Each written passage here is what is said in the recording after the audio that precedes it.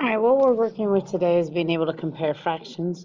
You need to be able to determine which fraction is larger, and you also need to be able to write them in order. So we're going to start off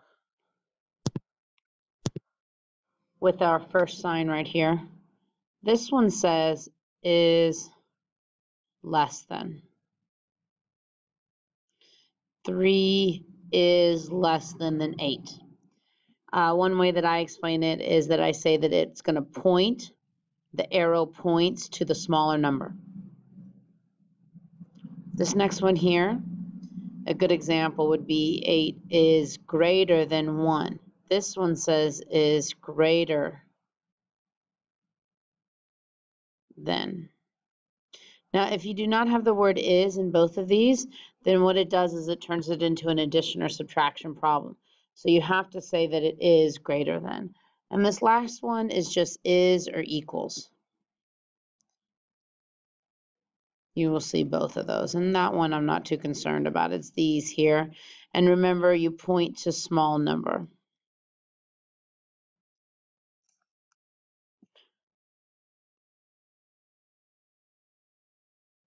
Okay. All right, so there's some steps that we need to follow when we start comparing fractions. The first thing we need to do is we need to get a common denominator. Getting a common denominator is like creating equal fractions.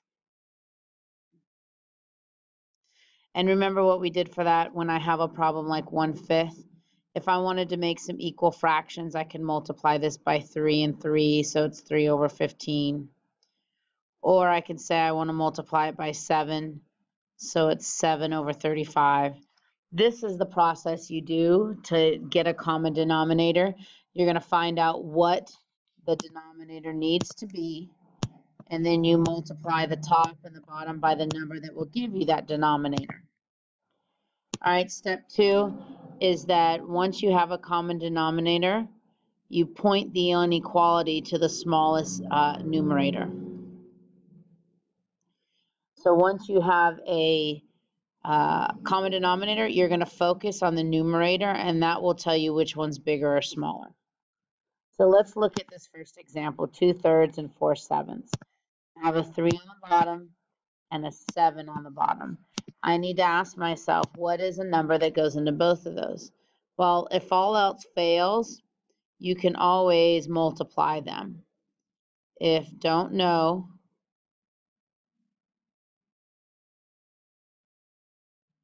multiply the denominators. That works. Sometimes you get huge numbers, but it works. So 3 times 7 is 21, so I could put a 21 on the bottom of both. Oops.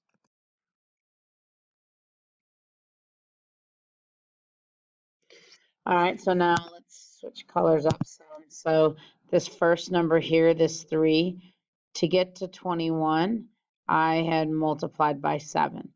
So that means I have to multiply the top by 7, and 2 times 7 is 14. On this other side, to get from 7 to 21, I multiplied by 3. So if I multiply the bottom by 3, I have to multiply the top by 3, so I get 12. Now here's where the second step comes into play. It says that you point to the smallest numerator, and my smallest numerator is 12. So it goes this way. And if you want to rewrite it so it looks nice, it's going to be 2/3 is greater than 4/7. All right, so now let's do the next one. Or actually, why don't we go down to examples? And why don't you try number 1 and number 2? So start off by getting yourself a common denominator. Give myself some more space. And then you should be able to see what the biggest numerator is. So hopefully you saw my common denominator. It could be a lot of things. It could be 32, but really between 8 and 4, 8 goes into both of those. That's an easier one. So to get from 8 to 8, I multiplied by 1. So I multiply the top by 1 and I get 5. And then here, to get from 4 to 8, I times by 2. So 3 times 2 is 6. And so it's a less than sign because 5 is smaller. And so if I rewrite it, it's going to be 5/8 is less than 3/4. All right, here on the right, same thing. I need to find a common denominator. This time I'm going to use the bigger numbers, and I'm going to do 9 times 3. So I'm going to get 27. To get from 9 to 27, I multiplied by 3. So I need to multiply the top and bottom by 3. And 2 times 3 is 6. And then over here, to get from 3 to 27, I multiplied by 9. So I multiply the top and bottom by 9. And again, 6 is smaller, so it's another less than. So 2/9 is less than 1/3. All right, now that's the first type of problem, just being able to compare them. The second type of problem is actually ordering fractions. What's nice is it starts off the same. What you have to do is you have to get a common denominator for all fractions. Then what we're going to do is we're going to write the fractions in order of the numerator, because once you have a common denominator, the denominator really doesn't matter anymore. It's the numerator we're going to focus on. Now you have 2 vocabulary words you have to know. We have ascending and descending. Most people know what descending is. Descending is like going down. So this is the big number to the small number, while ascending is the other way, small to big. So what we have here, this first example, is actually probably a worst case scenario. I got these different numbers. I got 3, 5, 4, and 10, and I got to figure out what number goes into all of them. I could multiply, but that's going to be the hardest thing. What I'm going to do is I'm just going to list my factors, and I'll start with 3. 3, 6, 9, 12, 15, 18. So let's see if any of those work yet. And what happens is 5 has to go into them. So if 5 doesn't go into a number, I can cross it off. So I only have one that works. But now 4 also has to go into it, and 4 doesn't go into 16. So I'm going to have to keep going. So 21, 24, 27, 30. So 30 is one that works. But again, 4 does not go into 30.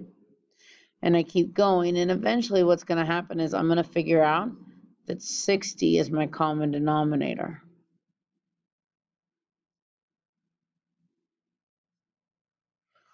So to get from 10 to 60, I would multiply by 6. Let's change color so you can see it.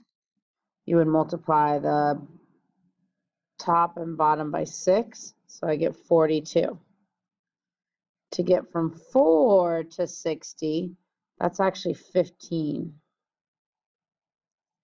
And 3 times 15 is 45.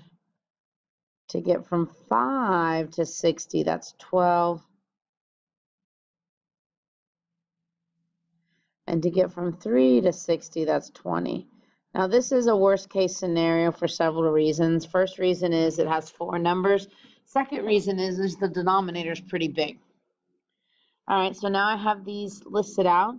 So if my biggest number is this one, which was the 3/4. So if I was going in descending order, my first answer would be 3/4. My next biggest number is the 42, which is the 7/10. And then the 40, which is 2/3. And lastly, the 12 over 60, which is 1/5.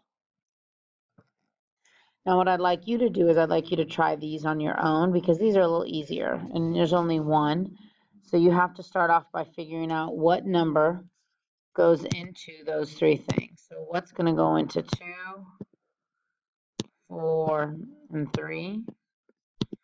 And so if I listed them, I should have started with 4 above and I didn't, but let's count by 4s. So I got 4, Well, 3 doesn't go into that, so that doesn't work. 8, again, 3 doesn't go into it. 12, that's it. 12 goes into those.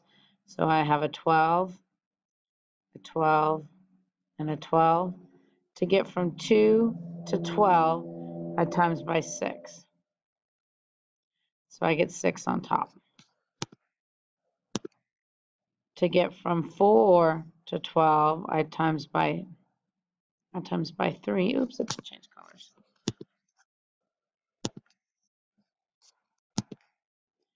And I times by 3. I don't know why it's not changing, so I get 9. And then the last one I times by 4, so I get 8. And again, it's saying descending, so it's the biggest first, so it happens to be 3/4 again. So 3/4, then 8/12, which is 2/3, and then 1/2. So when doing this lesson, the main thing you have to do is you have to be able to find common denominators. You can do it by multiplying the denominators, or you can find a number that the denominators go into. Once you get that, you multiply to make the fractions equivalent, and then you're able to compare them and put them in order.